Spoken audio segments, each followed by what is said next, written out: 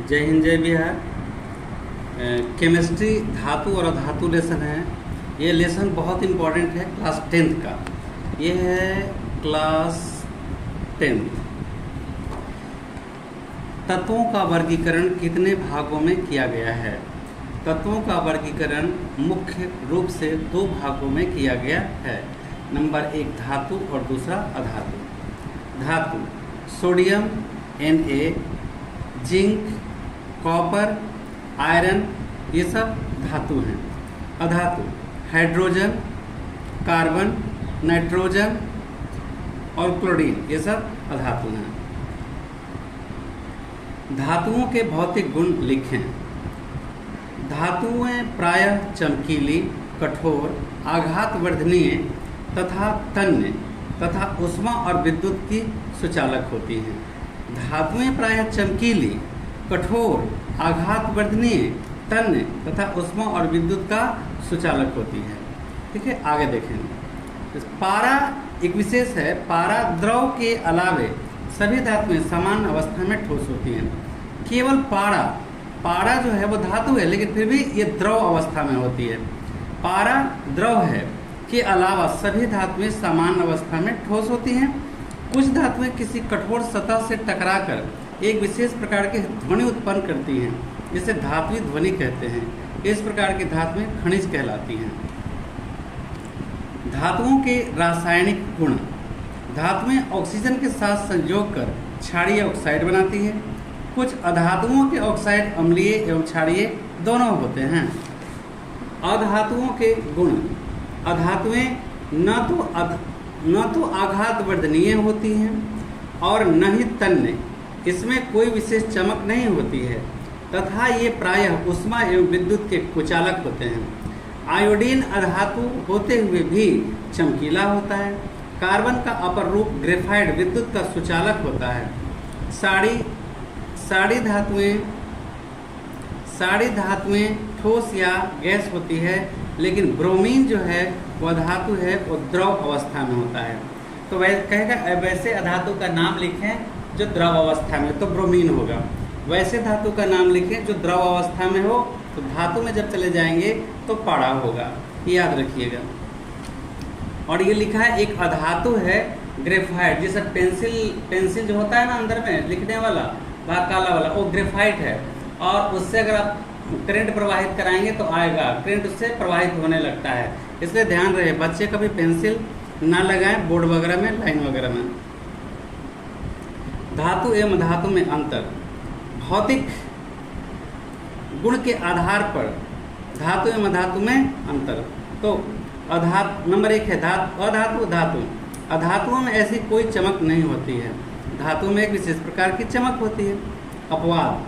अधातु iodine में धातु एवं ग्रेफाइट में चमक होती है। धातुएं प्रायः विद्युत धनात्मक होती हैं। अधातुएं प्रायः विद्युत ऋणात्मक होती हैं। अधातु प्रायः ऊष्मा एवं विद्युत की कुचालक होती हैं। सिर्फ हाइड्रोजन एवं ग्रेफाइट सुचालक होती हैं। धातुएं प्रायः ऊष्मा एवं विद्युत की सुचालक होती हैं। अधातुएं साधारण ताप पर ठोस या गैस होती है। सिर्फ ब्रोमीन अपवाद है जो द्रव होती है। ये धातु में देखेंगे सिर्फ मरकरी यानी पारा ही एक ऐसी धातु है जो साधारण अवस्था में द्रव होता है, ये अपवाद है। अधातुएं आघातवर्धनीय तथा तन्य नहीं होती हैं। अपवाद प्लास्टिक एवं गंधक। धातुएं आघातवर्धनीय तथा तन्य होती हैं। अधातुओं के घनत्व निम्न होते हैं। धातुओं के घनत्व उच्च होते हैं। अधातुओं में धातुई ध्वनि नहीं निकलती है। हथौड़े से पीटने पर अधातुओं के चूर चूर हो जाता है। हथौड़े से पीटने पर एक विशेष प्रकार की ध्वनि निकलती है और धातुएं ध्वनि, जिसे हम धात्विक ध्वनि कहते हैं। अब देखिए धातु और अधातु में रासायनिक अंतर देखिए। धातुओं के परमाणु धनायन होते हैं। अधातुओं के परमाणु ऋणायन होते हैं। धातुओं के ऑक्साइड भास्मिक होते हैं। अधातुओं के ऑक्साइड अम्लीय होते हैं। तणु अम्ल में घुलकर हाइड्रोजन गैस मुक्त करती है। अधातुएं सामान्यतः अणु अम्लों से क्रिया नहीं करती हैं। अब आगे प्रश्न है, ये भी एकदम इम्पॉर्टेंट है, धातु अधातु भी इम्पॉर्टेंट है। रासायनिक बंधन क्या है, यह कितने प्रकार के होते हैं? रासायनिक बंधन वह आकर्षण बल जो किसी अणु में परमाणुओं को एक साथ बांध कर रखता है, रासायनिक बंधन कहलाता है। रासायनिक बंधन दो प्रकार के होते हैं। इसके निर्माण के मुख्य कारण परमाणुओं में अष्टक प्राप्त करने की प्रवृत्ति होती है। रासायनिक बंधन दो प्रकार के होते हैं। इसके निर्माण के मुख्य कारण में अष्टक प्राप्त करने की प्रवृत्ति होती है। वैद्युत संयोजक बंधन नंबर 1 में है इसका। वैद्युत संयोजक या आयनिक बंधन क्या है? दो परमाणुओं के बीच एक परमाणु से दूसरे परमाणु में एक या अधिक इलेक्ट्रॉनों के स्थानांतरण के फलस्वरूप बने रासायनिक बंधन या आयनिक बंधन कहते हैं। ये दो परमाणुओं के बीच एक परमाणु से दूसरे परमाणु में या एक से अधिक इलेक्ट्रॉनों के स्थानांतरण के फलस्वरूप बने रासायनिक बंधन या आयनिक बंधन कहते हैं। बंधन को आयनिक बंधन कहते हैं। इसे ध्रुवीय बंधन भी कहते हैं। विपरीत आवेश वाले Na+ और Cl- आयन स्थिर विद्युत आकर्षण बल द्वारा एक साथ जुड़कर Na+Na+ Cl- Na+Cl- तो यहाँ पर बनाते हैं NaCl बनाएंगे। इस तरह से ये बंध जाते हैं बंधन में। सहसंयोजक बंधन क्या है? जब दो परमाणु आपस में इलेक्ट्रॉन का साझा करके अपना अष्टक पूरा कर लेते हैं, तब उनके बीच बना आयनिक बंधन सहसंयोजक बंधन कहलाता है। कुछ अति लघु इम्पोर्टेंट है और बाद में फिर और आगे दिया गया है। दो धातुओं और दो अधातु के नाम लिखें। तो कॉपर और लेड धातु है, अधातु कार्बन और आयोडीन अधातु है। समुद्री जल में पाए जाने वाले एक प्रमुख लवण का नाम बताएं। Sodium chloride NaCl।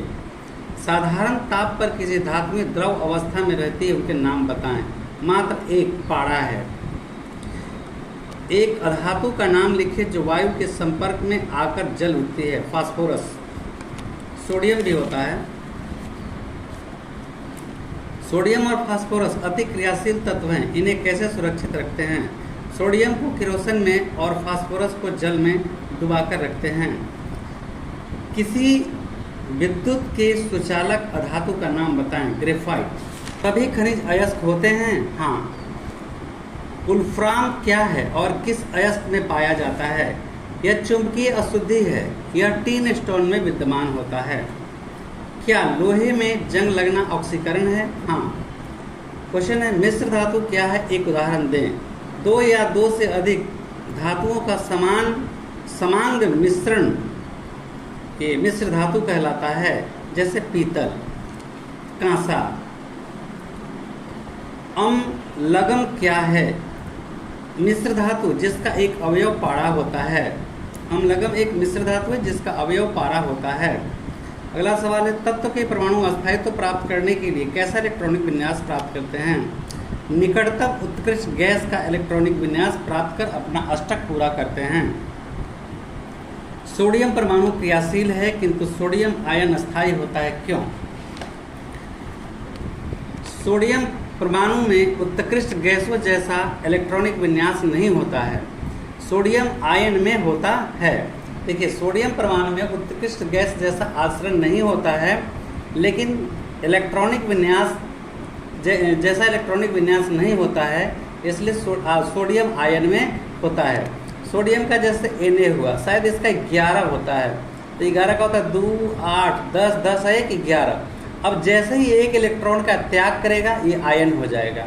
ठीक है, तो यही है सवाल है कि सोडियम परमाणु में जैसा जैसा इलेक्ट्रॉनिक विन्यास प्राप्त नहीं होता है, इलेक्ट्रॉनिक विन्यास प्राप्त करके अस्थायी हो जाता है और वो सोडियम आयन हो जाता है।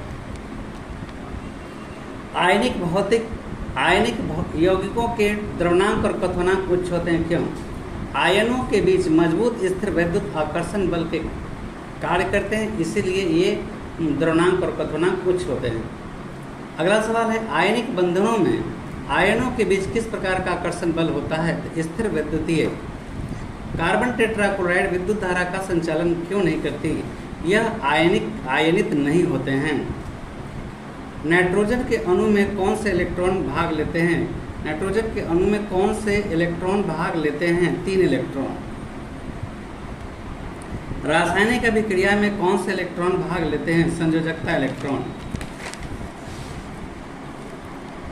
रासायनिक बंधन किसे कहते हैं? कितने प्रकार के होते हैं? रासायनिक बंधन किसे कहते हैं वो तो हम पीछे लिख चुके हैं। रासायनिक बंधन 3 प्रकार के होते हैं: वैद्युत संयोजक बंधन, सहसंयोजक बंधन और उपसहसंयोजक बंधन। इलेक्ट्रॉन के साझे से परमाणुओं के बीच कैसा बंधन बनता है? तो सहसंयोजक बनता है। द्विआबंध और त्रिआबंध वाले एक एक अणु का उदाहरण दें। ऑक्सीजन द्विआबंध, नाइट्रोजन त्रिआबंध। देखिए ये 2 बॉन्ड बनाया है, 2 गो, और ये नाइट्रोजन 3 बॉन्ड बनाया है, 4 गो लाइन दे दी है। 1 2 3 N। निम्नलिखित यौगिकों में बंधन की प्रकृति बताएं।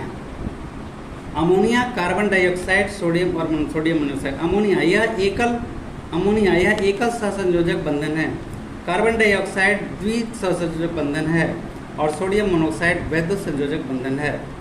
ऑक्सीजन परमाणु को नियॉन जैसा इलेक्ट्रॉनिक विन्यास प्राप्त करने के लिए कितने इलेक्ट्रॉन की आवश्यकता होती है? 2, क्योंकि ऑक्सीजन का 2 होता है, ठीक है। 2 तत्व A और B के संयोजी सेल में क्रम से 4 और 7 इलेक्ट्रॉन हैं। A और B में बनाने वाले यौगिक विद्युत का सुचालक है। इस यौगिक का बंधन की प्रकृति बताएं और इसका इलेक्ट्रॉनिक विन्यास। बंधन की प्रकृति होगा एकल सहसंयोजक बंधन और इलेक्ट्रॉनिक विन्यास ये दिया गया है। देखिए हर एक में अष्टक कैसे कैसे पूरा करता है ये मिला के देख लेंगे। अधातु ठोस या गैसीय अवस्था में होती है केवल एक अधातु द्रव अवस्था में पाई जाती है, उसका नाम लिखे ब्रोमीन। सभी धातुएं समान तापमान पर ठोस होती, इसका एक अपवाद भी है क्या? है पारा। पारा धातु होते हुए भी द्रव है। कौन कौन सी धातुएं हथेली को गर्म करते ही पिघल जाती है? गैलियम और सीजियम।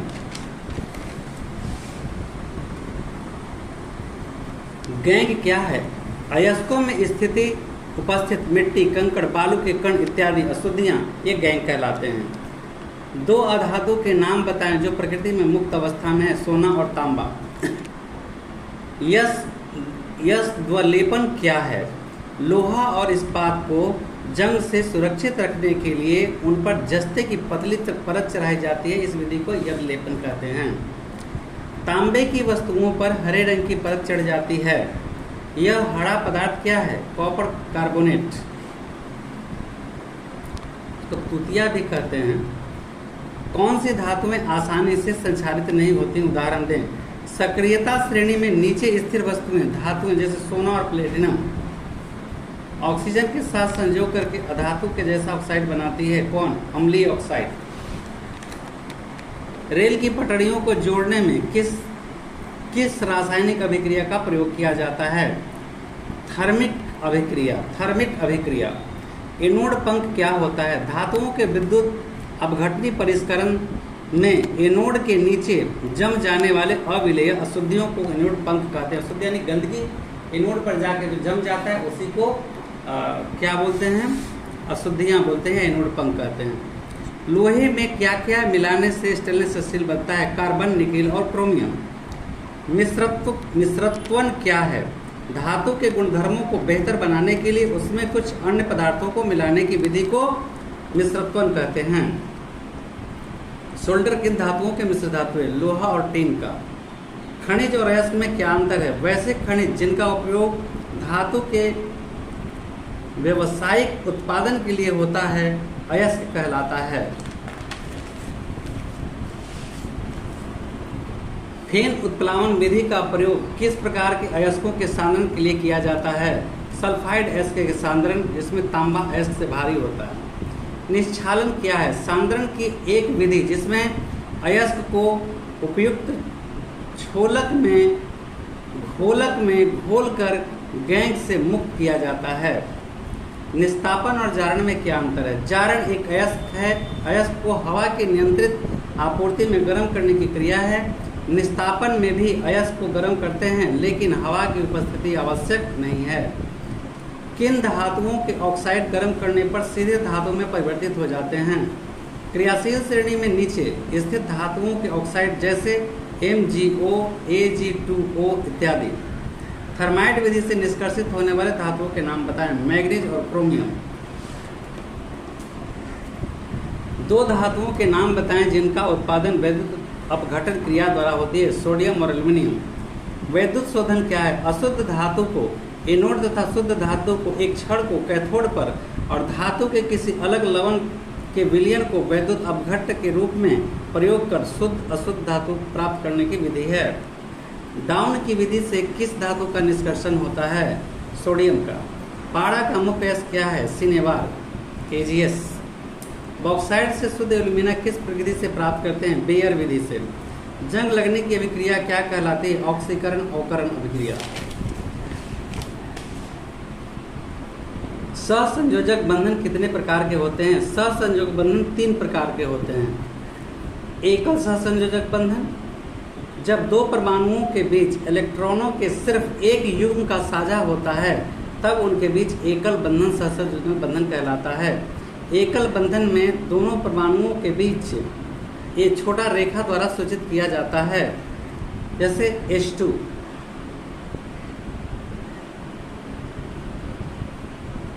देखिए H2 एक इलेक्ट्रॉन, इसका एक इलेक्ट्रॉन, हाइड्रोजन का देखिए H+ एकल बंधन। ये हो गया आपको इलेक्ट्रॉन बिंदु संरचना। ये द्विक हाइड्रोजन और हीलियम द्विक पूरा करता है।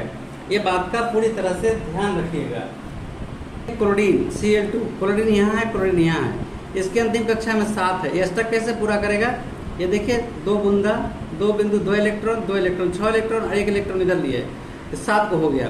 इधर आएंगे 1 2 electron, 2 4 electron, 2 6 electron, 1 7 electron. 1 electron ये ले करके देखिए अपना अष्टक पूरा कर दिया, 2 4 6 8।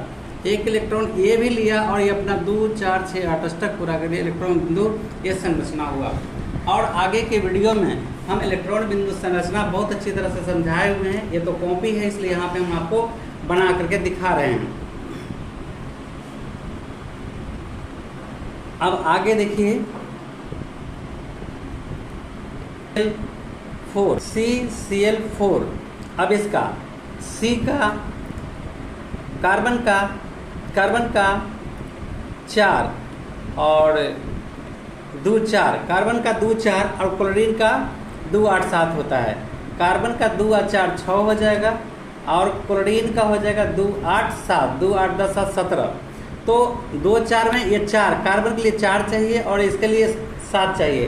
सब मिला करके अंतिम में अष्टक पूरा करेगा। क्लोरीन के साथ 2 4 6 1 7 और एक कार्बन में से लिए 8। देखिए 2 4 6 7, एक कार्बन से लिए 8, कार्बन का 1 2 3 4, इसी तरह से ये सब अष्टक पूरा कर दिया। और यहाँ पर देखिए ये बॉन्ड बन गया है। 2 4 6 इलेक्ट्रॉन, एक इलेक्ट्रॉन यहाँ है, 2 4 6 इलेक्ट्रॉन यहाँ, इसी को मिला देते हैं, इसको कहते हैं सिंगल बॉन्ड। याद रखिएगा। ये संरचना सूत्र हो गया है।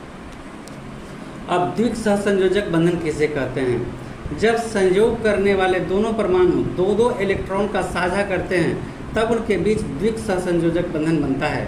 इलेक्ट्रॉन के इन दोनों युग्मों को दोनों परमाणुओं के बीच 2 छोटी रेखाएं, ये देखिए ऐसा, ये खींचकर प्रकट किया जाता है। इसे द्विक सहसंयोजक। जैसे ऑक्सीजन में देखिए, ऑक्सीजन में क्या है? 2 ऑक्सीजन लिए हैं।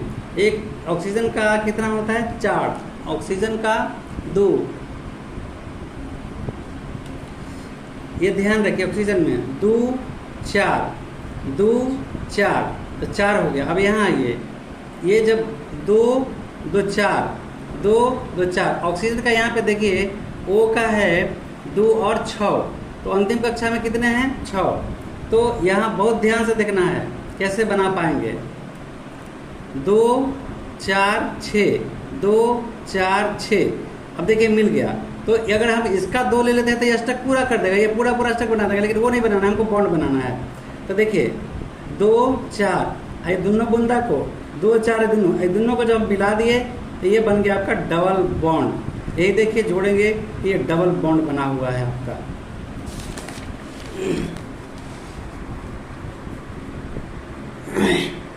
इलेक्ट्रॉन विद्युत संरचना देखिए ऑक्सीजन O2 का, O2 का इलेक्ट्रॉन विद्युत संरचना 2 4 6, 2 4 6। अब 2 को इधर से ले लिया तो देखिए ये अष्टक पूरा कर दिया इधर से। एक हम अलग से बना के दिखाते हैं, ऑक्सीजन 2 4 6, फिर ये ऑक्सीजन है 2 4 और 6, ठीक है। अब ये 2 इलेक्ट्रॉन इधर से ले लेगा तो ये अष्टक पूरा कर देगा, 2 4 6, ये 2 इलेक्ट्रॉन इसका ले लेगा तो ये अष्टक पूरा कर देगा। इस तरह से ये अक्रिय गैस जैसा आचरण क्रिया उत्कृष्ट गैस बन गया। त्रिक सहसंयोजक बंधन क्या है? जब संयोग करने वाले 2 परमाणु 3 इलेक्ट्रॉनों का यानी 6 इलेक्ट्रॉनों का 3 जोड़ा यानी 6 इलेक्ट्रॉन का साझा करते हैं, तब उन परमाणुओं के बीच त्रिक सहसंयोजक बंधन बनता है। त्रिक बंधन को दोनों परमाणुओं के संकेतों के बीच छोटी छोटी 3 रेखाएं होती हैं, खींच कर दिखाया जाता है। जैसे N2 में नाइट्रोजन का 9 होता है परमाणु संख्या, तो 7 होता है परमाणु संख्या, और 2 5 में टूट गया। तो इसके अंतिम कक्षा में कितने इलेक्ट्रॉन हैं? 5। तो 3 हम इधर लेंगे और 2 इधर लेंगे, 5। 3 इधर लेंगे और 2 इधर लेंगे, 5। अब यहाँ से प्लस का साइन हटेगा, 3 और 3 6। देखिए 3 और 3 6 और 2 मिला देंगे तो देखिए ये अष्टक पूरा कर रहा है। 2 और 3 5, 5 और 3 मिला देंगे तो अष्टक पूरा किया। देखिए इसका इलेक्ट्रॉन बिंदु संरचना कैसे बना, 3 इधर से ले लिया, 3 इधर से 2 6, अष्टक पूरा कर दिया। 2 इधर से ले लिया, 3 और 3 6 मिला के ये देखिए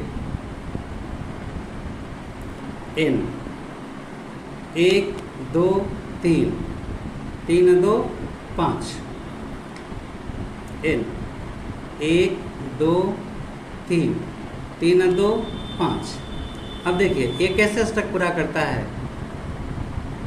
3 3 6 और 2 8, 3 और 3 6 और 2 8, इनमें से मिला देंगे, ये आपका अष्टक पूरा किया। एसिटिलीन C2H2 2 और 4, यानी कार्बन का होता है 6 और 2 4 का अंतिम कक्षा में, हाइड्रोजन के अंतिम कक्षा में 1 ही तो है ही है। तब देखिए कार्बन का कितना लेना है, कार्बन का 4 होना चाहिए। तो कैसे कैसे बनाएंगे, 3 और 1 4, 1 2 3 1 4, 1 2 3 1 4। हाइड्रोजन का कितना होता है 1, तो हाइड्रोजन का 1 देखिए 3 6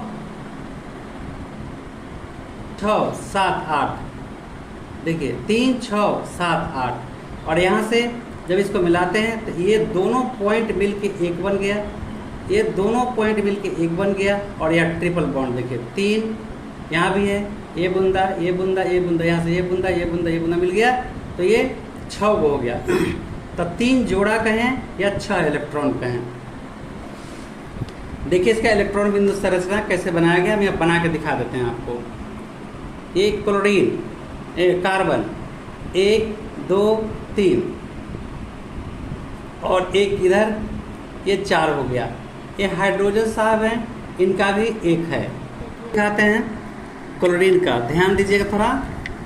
कार्बन का, कार्बन तो कार्बन में हम 1 2 3 और 4 ले लिए।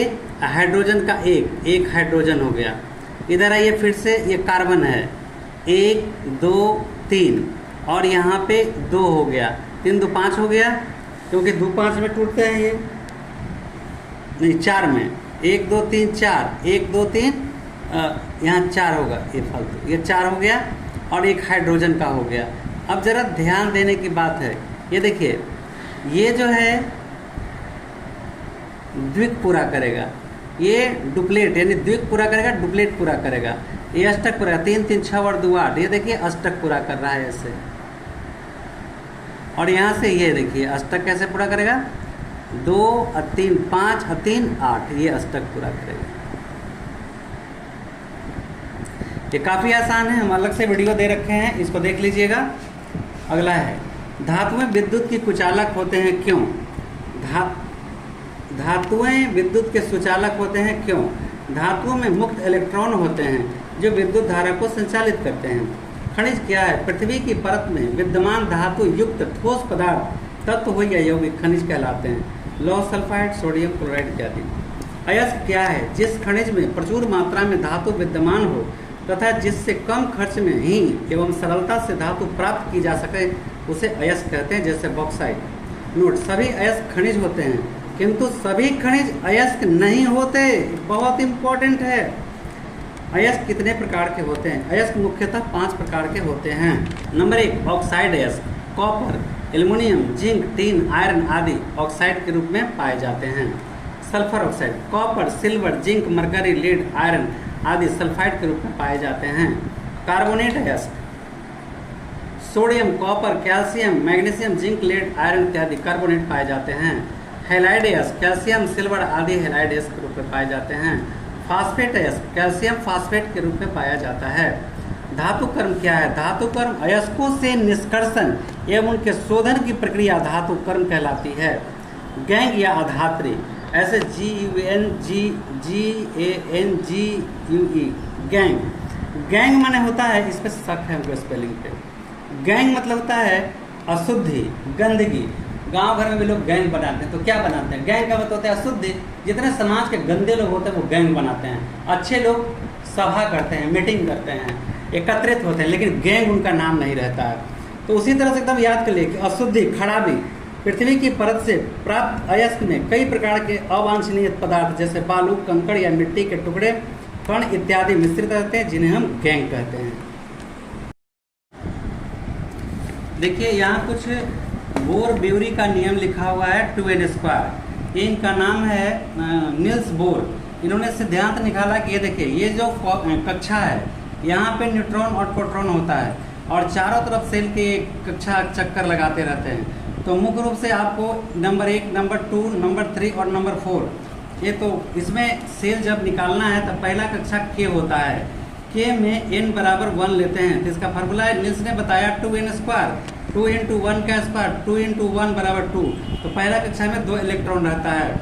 दूसरा कक्षा था कि L में n बराबर 2 होता है, तो नियम के हिसाब से 2n², 2 × 2 का स्क्वायर, 2 × 4, 4 दूनी 8। दूसरा सेल में 8 इलेक्ट्रॉन रहते हैं। तो पहली कक्षा में आपका यहाँ देखिए 2 इलेक्ट्रॉन है, दूसरी कक्षा में निकाले नियम से 3 इलेक्ट्रॉन हो गया। यहाँ पे ध्यान से देखते चलिए, तीसरी कक्षा में 18 इलेक्ट्रॉन हो गया और चौथी कक्षा में 32 इलेक्ट्रॉन। तो पहला कक्षा में अधिक से अधिक 2 इलेक्ट्रॉन रह सकता है, दूसरा कक्षा में अधिक से अधिक 8 इलेक्ट्रॉन रह सकता है, तीसरा कक्षा में अधिक से अधिक 18 इलेक्ट्रॉन रह सकता है और चौथा कक्षा में अधिक से अधिक 32 इलेक्ट्रॉन रह सकता है। तो एकदम ध्यान देने की बात है, इसमें आप अधिक से अधिक 2 रख सकते हैं, इसमें इलेक्ट्रॉन की संख्या 4 हो सकती है, इसमें 18 हो सकती है और इसमें 32 हो सकता है। ये देखिए k का पावर 2 है, l का पावर 8, n का पावर 18 और n का पावर 32। अब इसमें एक सब सेल आता है, ये सेल है, हाँ सब सेल रूप सेल, ये होता है S, P, D और F। इसमें 2 इलेक्ट्रॉन रहेंगे, ये भी 2 रहेंगे। 8 में से 2 घटा दीजिए, यहाँ 6 बचेंगे। 18 में से 8 घटा दीजिए, यहाँ 10 बचेंगे। 32 में से 18 घटा दीजिए, यहाँ 14 इलेक्ट्रॉन बचेंगे। तो ये जो एक फार्मूला है निकालने का तरीका है इलेक्ट्रॉनिक विन्यास, वो बहुत सिंपल है। हम यहाँ पे आपको दिखाने का प्रयास करते हैं। अभी हमने देखा S, P, D और F। S का 2, इसका 6, इसका 10 और इसका 14। तो ये देखिए कैसे बनता है, ध्यान से देखिएगा कैसे बनता है, बना के भी दिखाए हुए हैं वीडियो में। S दूगो, S दूगो, PS दूगो, PS दूगो, फिर DPS दूगो, DPS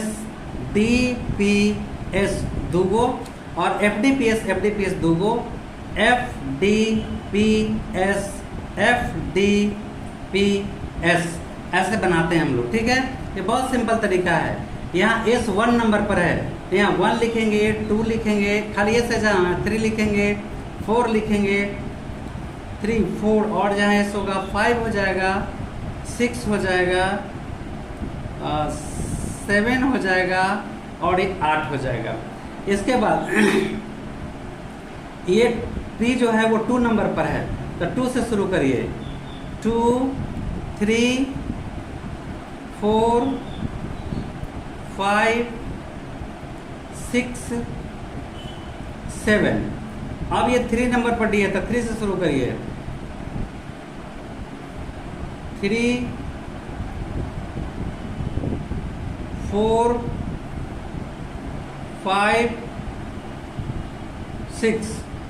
ये 4 नंबर पर है तो 4 से शुरू करिए। ई लाइन हो गया, ये लाइन हो गया, F4 और F कहीं है 5। बस अब आपको किसी का भी संरचना सूत्र निकालना है तो एकदम बिल्कुल इलेक्ट्रॉनिक विन्यास निकाल के हम आसानी से यहाँ दिखाएंगे।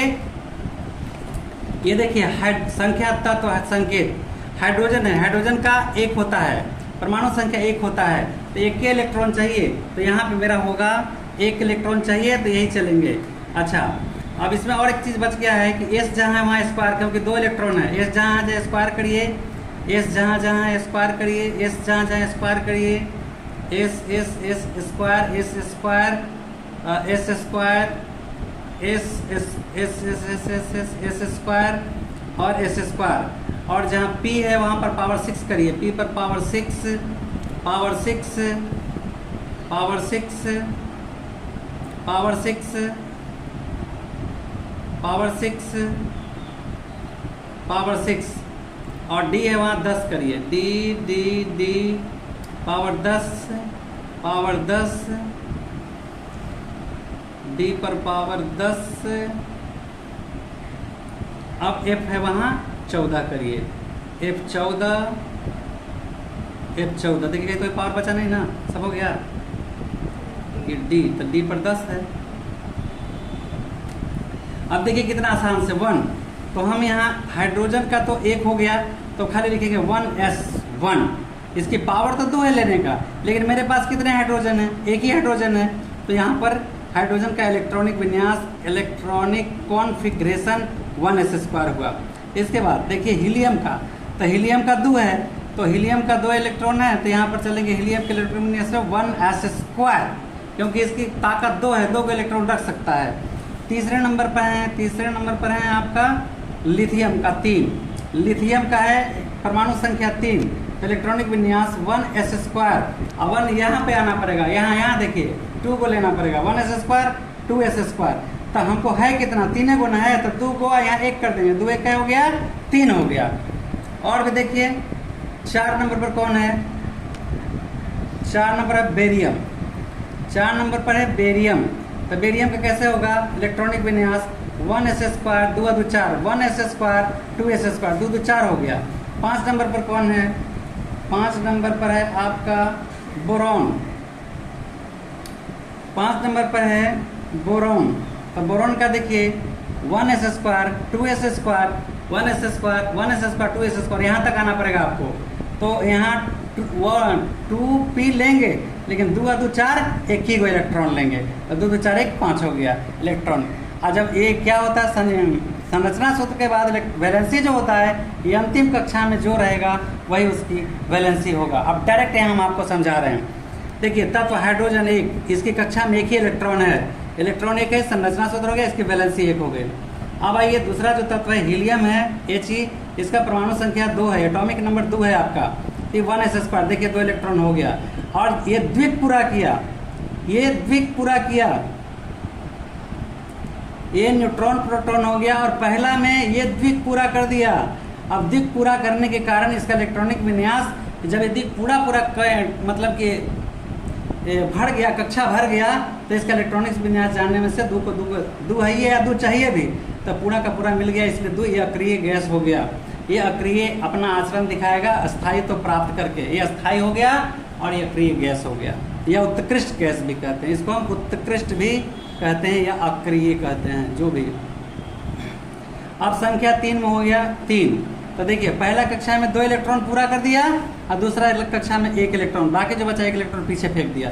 तो यहाँ देखिए पहला कक्षा पहला 1 है, दूसरा क्लास हो गया, दूसरा क्लास में 1 इलेक्ट्रॉन है, ये इसकी वैलेंसी हो गई।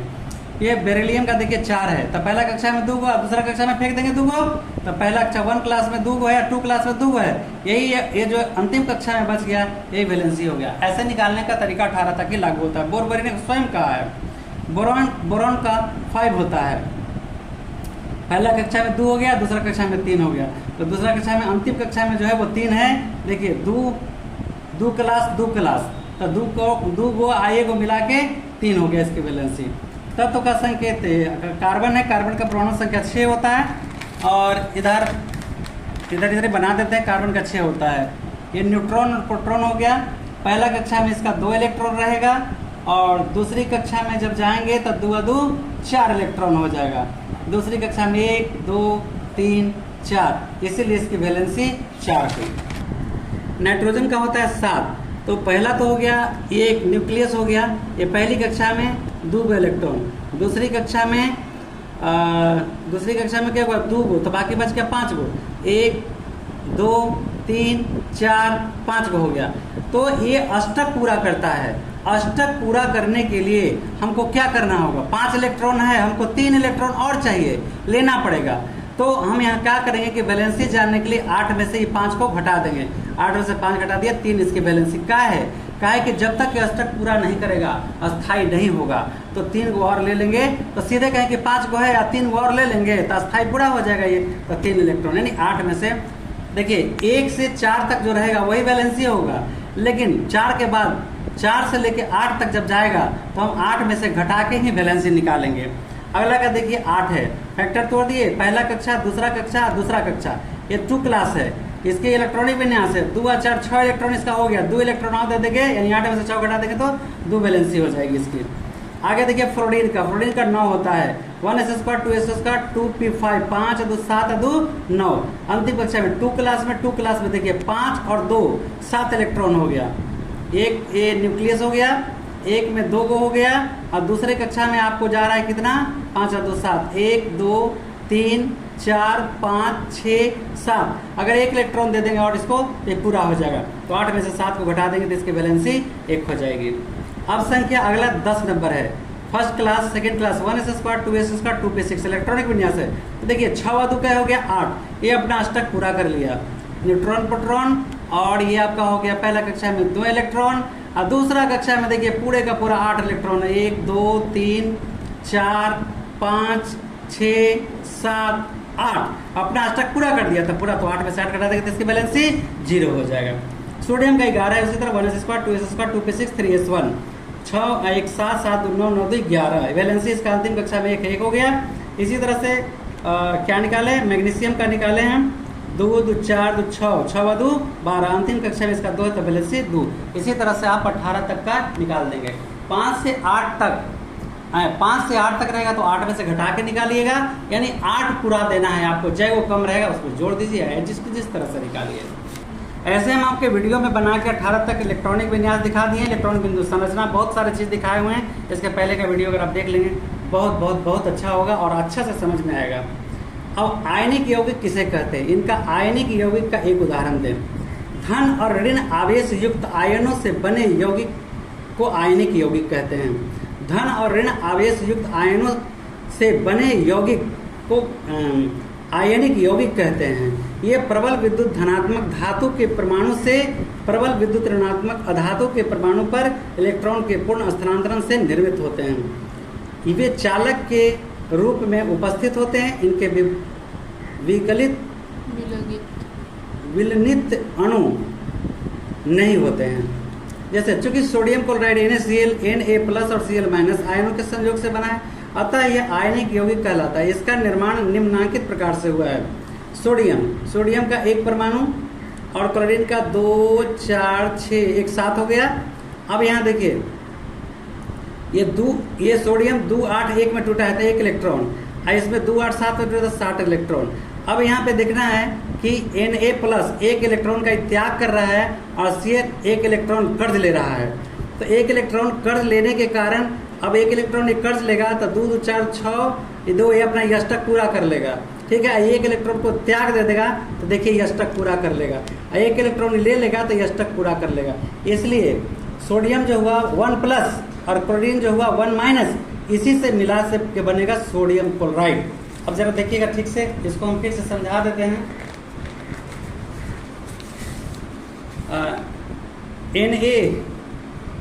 Na है 2 8 1 और क्लोरीन है 7, तो 7 का होगा 2 और 5, 2 8 7 2 8 हाँ 2 8 7 होता है। अब जरा ध्यान से देखिए, इसका है 2 8 1, ठीक है। सोडियम का एक इलेक्ट्रॉन का त्याग कर सकता है, ये अमीर आदमी है, किसी को एक इलेक्ट्रॉन ये दे सकता है, तो +1 हो गया। अब यहाँ पे क्लोरीन है, तो क्लोरीन 2 8 1 2 8 7, अगर एक कर्ज इसको मिल जाएगा ये भी आयनित हो जाएगा, तो क्लोरीन एगो माइनस लेगा किसी से कर्ज, तो इसका प्लस यहाँ आ जाए, समझे कि जोड़ घटाव कट गया, नहीं तो इसका अंक यहाँ आता और इसका अंक यहाँ आके ये जाके बन जाएगा सोडियम क्लोराइड, ठीक है। ये साधारण नमक का सूत्र होता है, इस तरह से इसको तोड़ना है। आयनित हो गया ये। एल्युमिनियम का अगला क्वेश्चन है, एल्युमिनियम का वैद्युत अपघटनी शोधन कैसे किया जाता है। एल्युमिनियम के शोधन की वैद्युत अपघटनी विधि में अशुद्ध एल्युमिनियम को एनोड तथा शुद्ध एल्युमिनियम को एनोड तथा शुद्ध एल्युमिनियम को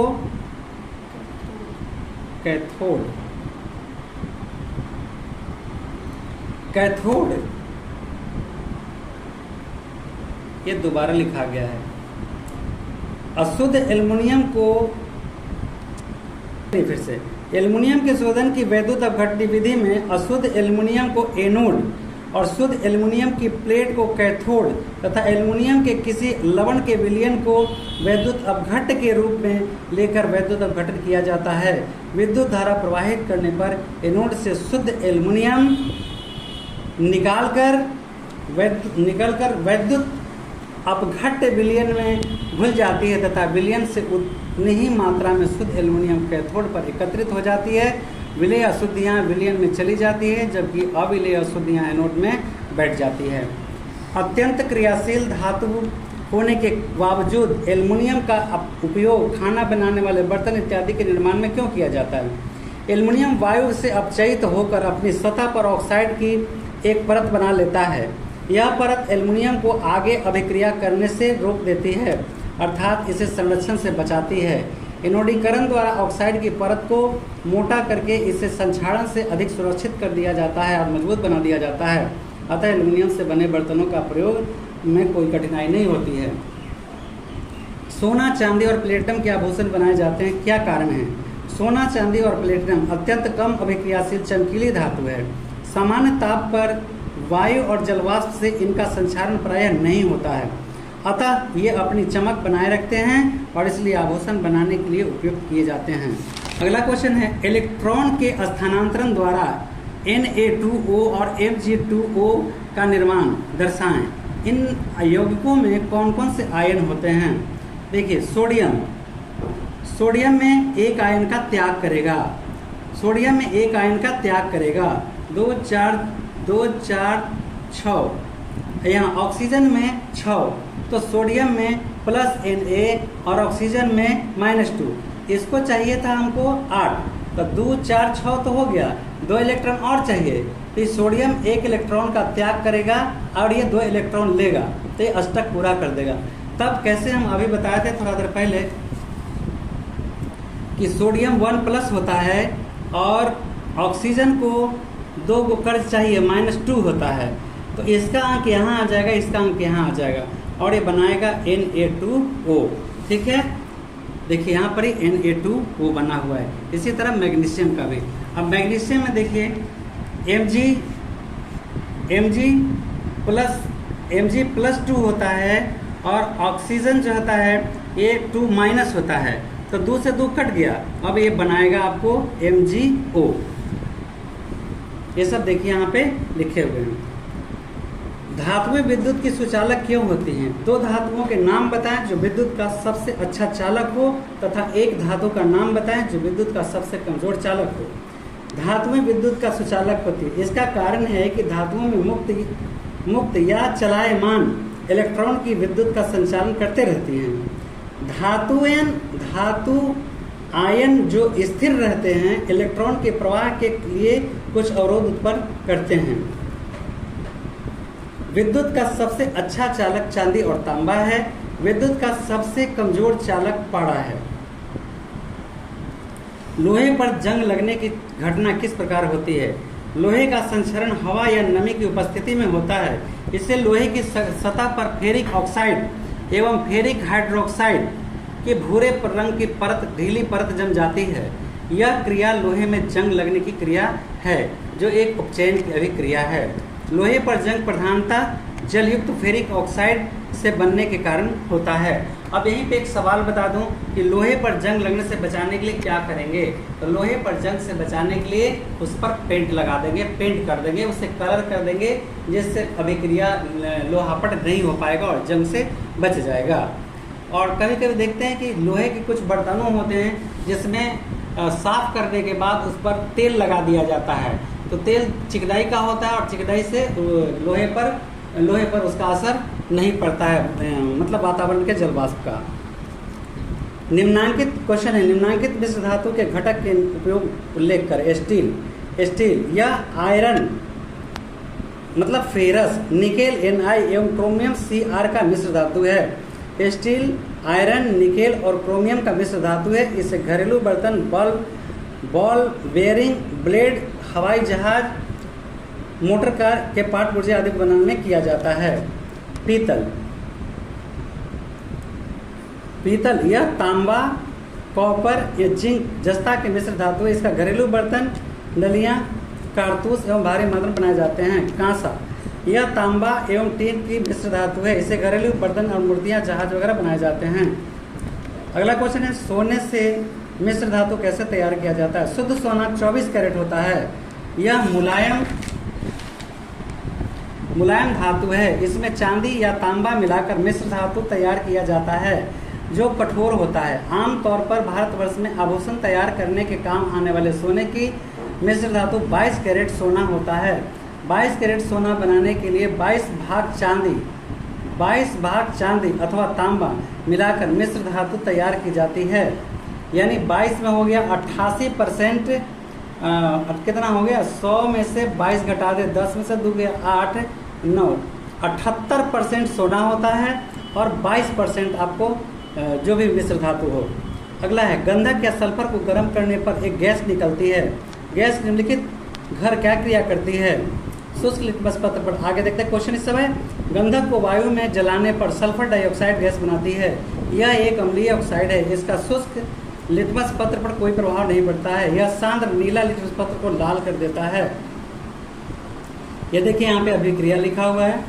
अगला ये पूछा है, शुष्क लिटमस पत्र पर अभिक्रिया दिखाना है आपको। अगला, सोडियम, मैग्नीशियम एवं ऑक्सीजन को बाह्य इलेक्ट्रॉनिक बिंदु संरचना बताएं। सोडियम, मैग्नीशियम और ऑक्सीजन के परमाणुओं को बाह्य इलेक्ट्रॉनिक बिंदु संरचना इस प्रकार है। सोडियम Na, मैग्नीशियम Mg, ये 2 को रहता है इस पे, और इसका 2, 4, 6, ऑक्सीजन का 6, अलग अलग। ध्यान से देखेंगे जरा। Na का 1 होता है इलेक्ट्रॉनिक विन्यास, Mg का 2 होता है, और ऑक्सीजन का होता है बाह्य कक्षा में 6 इलेक्ट्रॉन, 2, 4 और 6। 2 इलेक्ट्रॉन के अपने लेके साझा पूरा करता है, मतलब अष्टक पूरा करता है। इसका इलेक्ट्रॉनिक विन्यास क्या बताना है, इलेक्ट्रॉन बिंदु संरचना। देखिए ये इलेक्ट्रॉन बिंदु संरचना बना हुआ है, इसका अलग अलग है। हीरा विद्युत का कुचालक होता है, किंतु ग्रेफाइट सुचालक क्यों। हीरे की संरचना नियमित चतुष्फलकीय है। हीरे की संरचना नियमित चतुष्फलकीय होती है, जो त्रिविम में फैलकर वृहत अणु बनाती है। मुक्त इलेक्ट्रॉन नहीं होते हैं, अतः हीरा विद्युत का कुचालक होता है। ग्रेफाइट में षडकोणीय वलय होता है, जो परस्पर जुड़कर परमाणुओं की विशाल परत बनाते हैं। ये परत कुछ अंतराल पर एक साथ रहते हैं। इस प्रकार ग्रेफाइट में अनेकों वलय एक दूसरे के ऊपर स्थिर रूप से सटे रहते हैं।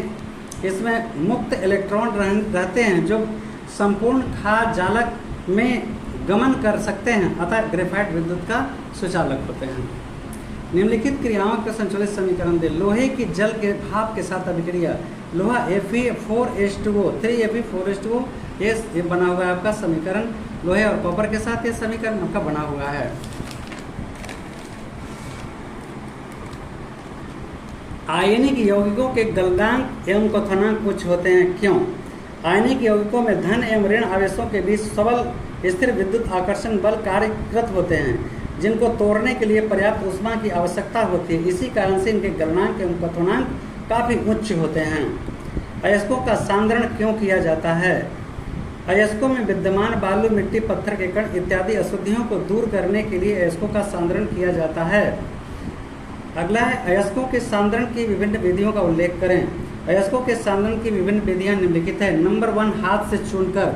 अयस्क में विद्यमान बड़े आकार के टुकड़े अशुद्धियों को हाथ से चुनकर अलग कर लिया जाता है। अब यह अयस्क के टुकड़े को क्रेशर में डालकर जो इन टुकड़ों को तोड़कर चूर कर देते हैं, तत्पश्चात प्राप्त अयस्क के चूर्ण को स्टैम्प मिल में डालने पर अयस्क अत्यंत बारीक रूप में परिवर्तित हो जाता है। अब गुरुत्वाकर्षण विधि। यह विधि वैसे अयस्कों के लिए प्रयुक्त होता है जिसमें अयस्क के कण उन पर उपस्थित अशुद्धियों से भारी पड़ते हैं। देखिए यहाँ से हम गिराते हैं और इसमें देखिए जो लोहा है नीचे बैठ जाएगा और जितना अशुद्ध है वो सब देखिए, ये सब लोहा बैठा हुआ है, ये सब अशुद्ध बाद में नीचे गिर जाता है कीचड़ युक्त। और यहाँ सांद्रित अयस्क यहाँ रह जाता है, यहाँ रह जाता है, इसमें रह जाता है, कुछ बचता है, इसमें ऐसे चला जाता है। अयस्क के चूर्ण को जल के साथ मिलाकर उसे कई मेढ़ों से युक्त एक कंपन करने वाले टेबल से होकर प्रवाहित किया जाता है। ऐसा करने से अयस्क के भारी कण मेढ़ों पर रोक लिए जाते हैं, जबकि कीचड़ युक्त जल मेढ़ों के ऊपर से होकर निकल जाता है। अगला है फेन उत्प्लावन विधि या प्लावन विधि। अयस्क के भारी चूर्ण को जल से भरी एक टंकी में डालते हैं, तत्पश्चात उसे जल में थोड़ा पाइन तेल डालकर वायु प्रवाह द्वारा जल के खूब आलोड़ित किया जाता है। विलेय अपद्रव्य में घुल जाते हैं और अयस्क के साथ अशुद्धियां हल्के कण फेन के साथ जल की सतह पर के ऊपर आ जाते हैं, जिनको अलग कर लिया जाता है। फेन या झाग को समाप्त करने के लिए उसमें थोड़ा अम्ल मिलाया जाता है, फिर सांद्रित अयस्क को छान कर सुखा लेते हैं। इस विधि द्वारा तांबा, लेड एवं जस्ता के सल्फाइड अयस्क का सांद्रण किया जाता है। ध्यान रहे आप, ये भारतीय वन की किताब में हम देखें कि कौन सा तेल डाला जाता है, नहीं दिया गया है। मैंने पढ़ा था तो हमें तो नहीं मिला था, लेकिन मेरे पास पुराने किताबों में लिखा था पाइन का तेल डाल के हवा, पानी डालते हैं उसमें पाइन का तेल डालते हैं, हवा का झोंका प्रवाहित करते हैं और झाग के साथ शुद्ध अयस्क ऊपर आ जाते हैं, इसे छान करके हम अलग कर लेते हैं। अगला क्वेश्चन है गलनिक पृथक्करण विधि। इस विधि द्वारा ऐसे यहाँ पे चित्र आवश्यक है। चित्र देखिए, चित्र ऐसे रहता है और इसमें हवा का झोंका देने के लिए एक पाइप रहता है, ऐसे हवा का झोंका देते हैं, गंदगियाँ नीचे बैठ जाता है, शुद्ध अयस्क झाग के साथ ऊपर आ जाता है और इसे हटा लिया जाता है छान करके। इस विधि द्वारा ऐसे अयस्कों का सांद्रण किया जाता है जब अयस्क का द्रवणांक उसमें उपस्थित अपद्रव्यों के द्रवणांक से कम हो। एंटीमनी के अयस्क स्टील से इस विधि द्वारा किया जाता है। अशुद्ध अयस्क को गर्म कर पिघला देते हैं। पिघले हुए अयस्क को एक ढलुए तल से होकर प्रवाहित करते हैं। यह तल आगे बढ़ जाता है और अपद्रव्य पीछे छूट जाते हैं। चुंबकीय पृथक्करण विधि।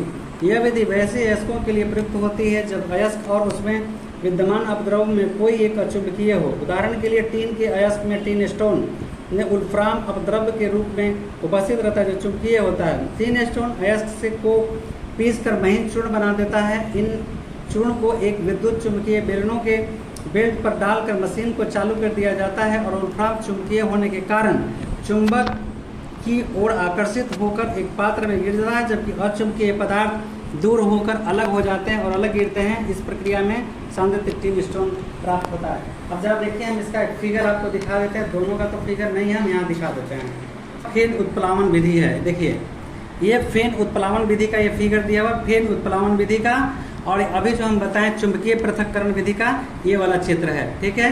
ये गुरुत्व पृथक्करण विधि का देखिए ये चित्र है। ये देखिए लोहा के कण बैठ जाता है और अशुद्धि सब ढलते ढलते नीचे चला जाता है, और ये गुरुत्व पृथक्करण विधि हुआ। ये बता दिया फेन तांबे का इसी विधि द्वारा मतलब बनाया जाता है, शुद्ध किया जाता है तांबा को। आगे निस्तापन क्या है। अयस्क को उच्च ताप पर वायु की उपस्थिति में या अपर्याप्त आपूर्ति में उसके द्रवणांक कम ताप पर गर्म कर धातु को उसके ऑक्साइड में परिवर्तित करने की क्रिया को निस्तापन कहते हैं। वर्जन सल्फाइड अयस्कों को वायु की पर्याप्त आपूर्ति की स्थिति में तीव्रता से गर्म करके धातु के ऑक्साइड में परिवर्तित करने की प्रक्रिया भर्जन कहलाती है। गालक क्या है। गालक वह पदार्थ है जिसे निस्तापित या भर्जित अयस्क एवं कोक के साथ मिश्रित कर मिश्रण को गर्म किया जाता है। ऐसा करने से अयस्क में विद्यमान अगलनीय अशुद्धियां दूर हो जाती हैं। प्रगलन क्या है। धातु के ऑक्साइड को कोक के साथ गर्म करके उसे धातु में परिवर्तित करने की प्रक्रिया प्रगलन कहलाती है। धातुमल क्या है। द्रावक अयस्क में उपस्थित अद्रवणशील अपद्रव्यों के साथ संयोग करके उनके द्रवणशील पदार्थ में परिवर्तित कर देता है, जिसे धातुमल कहते हैं। यह हल्का होने के कारण पिघली हुई धातु के ऊपर तैरने लगता है, जिसे हटा लिया जाता है। अब देखिए निस्तापन और भर्जन में अंतर, ये इंपॉर्टेंट सवाल है, सब इंपॉर्टेंट है। निस्तापन, इस प्रक्रिया में अयस्क को वायु की अनुपस्थिति में गर्म किया जाता है। भर्जन, इस प्रक्रिया में अयस्क को वायु की उपस्थिति में गर्म किया जाता है। यह ऑक्साइड, निस्तापन में यह ऑक्साइड एवं कार्बोनेट अयस्क के लिए प्रयुक्त होता है, यह सल्फाइड अयस्क के लिए प्रयुक्त होता है। आगे मिश्र धातु क्या है? मिश्र धातु के नाम बताएं। दो या दो से अधिक धातुओं या मतलब एक धातु और एक अधातु के समान मिश्रण को मिश्र धातु कहते हैं।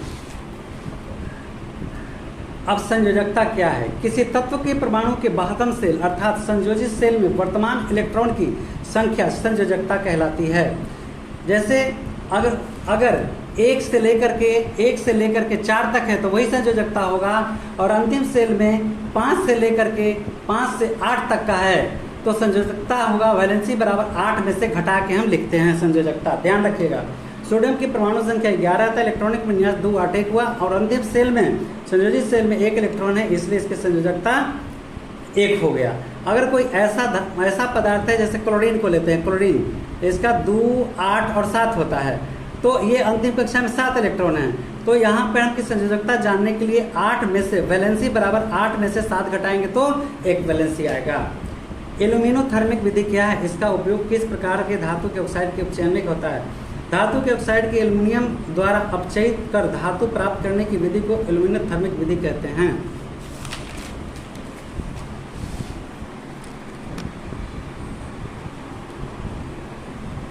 होता है जब धातुएं जल के साथ अभिक्रिया करती हैं, धातुएं जल के साथ अभिक्रिया कर ऑक्साइड बनाती हैं तथा हाइड्रोजन गैस मुक्त करती हैं। 2Na 2H2O, ये देखिए ठंडी अभिक्रिया किया है 2NaOH और H2, फिर Mg + H2O MgO + H2। ये बहुत सिंपल तरीका है। लास्ट को लास्ट के साथ और इसको इसके साथ मिलाते हैं तो ये अकेला बच गया। देखिए एक छोटा सा है जो बता दूं, Mg और Mg और फिर इधर कुछ नहीं बचा, और यहाँ H2 और यहाँ पे O आया, तो ये इसके साथ और ये इसके साथ, तो MgO हो गया और H2 बच गया। क्या होता है जब धातुओं को वायु में दहन होता है? धातुओं का वायु में दहन करने पर वे वायु के ऑक्सीजन के संयोग करके धातु के ऑक्साइड बनाते हैं, 2MgO2 2MgO।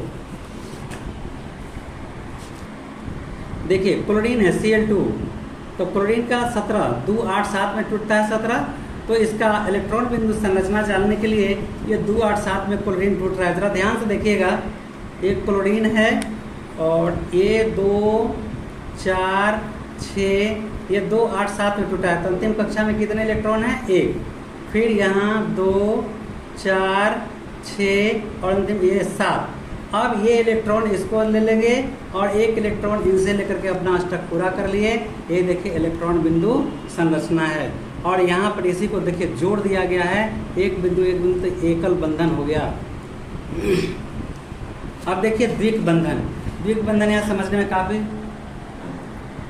द्विक बंधन काफ़ी आसानी से समझिए। O2 है, O2 का 8 होता है, 2 और 6 में टूटा, तो 6 2 4 6 इलेक्ट्रॉन, 2 4 6 इलेक्ट्रॉन। अब ये दोनों लाइन को हम जोड़ देंगे, यहाँ पर देखिए बूंदा बूंदा इसको जोड़ दिए हैं, तो ये द्विआबंध बना दिया। इसका इलेक्ट्रॉन बिंदु संरचना 2 4 6 2 4 6, 2 इलेक्ट्रॉन लिया, 2 4 2 6, यहाँ से 2 इलेक्ट्रॉन लेकर के अपना ये अष्टक पूरा किया, इसका 2 इलेक्ट्रॉन लेके ये अपना अष्टक पूरा किया। नाइट्रोजन का होता है 2 और 5। देखिए नाइट्रोजन का होता है 2 और 5, तो नाइट्रोजन का 3 4 5 3 4 5, तो यहाँ पे नाइट्रोजन का 3। अब देखिए कैसे नाइट्रोजन का हो गया, यहाँ तीनों लाइन मिलकर त्रिआबंध बना दिया। अब देखिए कैसे कैसे हो रहा है, ये 3 इलेक्ट्रॉन 6 इलेक्ट्रॉन और 2 इलेक्ट्रॉन 8 इलेक्ट्रॉन। ये देखिए अपना अष्टक पूरा कर दिया। फिर से हम दिखा रहे हैं, नाइट्रोजन का है ये 3 इलेक्ट्रॉन और 1 इलेक्ट्रॉन यहाँ है, 1 इलेक्ट्रॉन यहाँ है, इधर से आइए N2 और ये 3 और फिर इलेक्ट्रॉन यहाँ है और यहाँ है। अब देखिए 3 और 3 6 2 8, ये देखिए 3 इलेक्ट्रॉन इससे लिया और 5 इलेक्ट्रॉन इसका 8 हो गया, 3 और 2 5 इलेक्ट्रॉन इसका है, 2 इलेक्ट्रॉन इसका लिया, ये अपना अष्टक पूरा कर दिया। इसे कहते हैं इलेक्ट्रॉन बिंदु संरचना। अब C2H2 का देखिए, C2H2, तो C का हो गया C का हो गया 4, H का हो गया 1, C का हो गया 4, 1 2 3, ये 4, और इसका हो जाएगा CH2, C, तो 1 2 3, और ये हो गया 4, और हाइड्रोजन है 2, हाइड्रोजन है 2, हाइड्रोजन का अलग ले लेते हैं कट, हाइड्रोजन का कट अलग ले लेते हैं। अब देखिए 3 और 3 6, आइए 2 कैसे हो गया 8, ये देखिए यहाँ से ये अष्टक कैसे पूरा कर रहा है। फिर यहाँ से 2 2 ये हो गया 3, 5 5 3 8, ये देखिए अपना अष्टक पूरा कर दिया। अगर ये देखें तो ट्रिपल बॉन्ड है, अगर हम इसको लाइन को जोड़ देंगे तो ये ट्रिपल बॉन्ड, देखिए यहाँ पे ट्रिपल बॉन्ड दिखाया गया है, देखिए लाइन को जोड़ करके ट्रिपल बॉन्ड दिखाया गया है, ये ट्रिपल बॉन्ड है, और ये इलेक्ट्रॉन बिंदु संरचना छोड़े हुए, ये देखिए इसका इलेक्ट्रॉन बिंदु संरचना 3 और 3 6 और 2 8, और ये होगा 3 और 3 6 और 2 8, ये हो गया इलेक्ट्रॉन बिंदु संरचना, इलेक्ट्रॉन बिंदु संरचना। इसको लुई कहते हैं, लुई इलेक्ट्रॉन बिंदु संरचना, इनके वैज्ञानिक का नाम लुई है। अगला क्वेश्चन है सहसंयोजक बंधन क्या है, यह कितने प्रकार के होते हैं। सहसंयोजक बंधन, जब दो परमाणु आपस में इलेक्ट्रॉन का साझा करके अपना अष्टक पूरा ऑक्टेट पूरा कर लेते हैं, तब उन्हें बीच बंधन बना हुआ बंधन को रासायनिक बंधन कहते हैं। नोट, जब तत्वों के परमाणु में सिर्फ एक ही सेल रहता है तब वे डुप्लेट, DUPLET, डुप्लेट बनाते हैं। जो 2 को बनाता है उसको डुप्लेट कहते हैं, और 8 को पूरा करता है उसको अष्टक कहते हैं। अब सहसंयोजक बंधन 3 प्रकार के होते हैं, एकल सहसंयोजक बंधन, द्विसहसंयोजक बंधन और त्रिसहसंयोजक बंधन। एकल सहसंयोजक, जब 2 परमाणुओं के बीच इलेक्ट्रॉनों को सिर्फ एक युग्म साझा देता है तब उनके बीच एकल सहसंयोजक बंधन बनता है।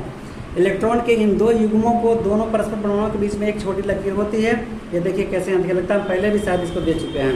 इसके बाद होता है द्विसहसंयोजक बंधन, जब संयोग करने वाले दोनों परमाणु 2 इलेक्ट्रॉन का साझा करते हैं तब उनके बीच द्विपरमाणु सहसंयोजक बनता है। ये देखिए इलेक्ट्रॉन के युग्मों के बीच में 2 लकीर खींचा होता है, जैसे O2 का कैसे देखिए 6 होता है, 2 4 6 2 4 6, ये देखिए कैसे बंधन बनता है 2 4 6 2 4 6। अगर यही 2 बूंदा को हम मिला देंगे तो ये बंधन बन के तैयार हो गया।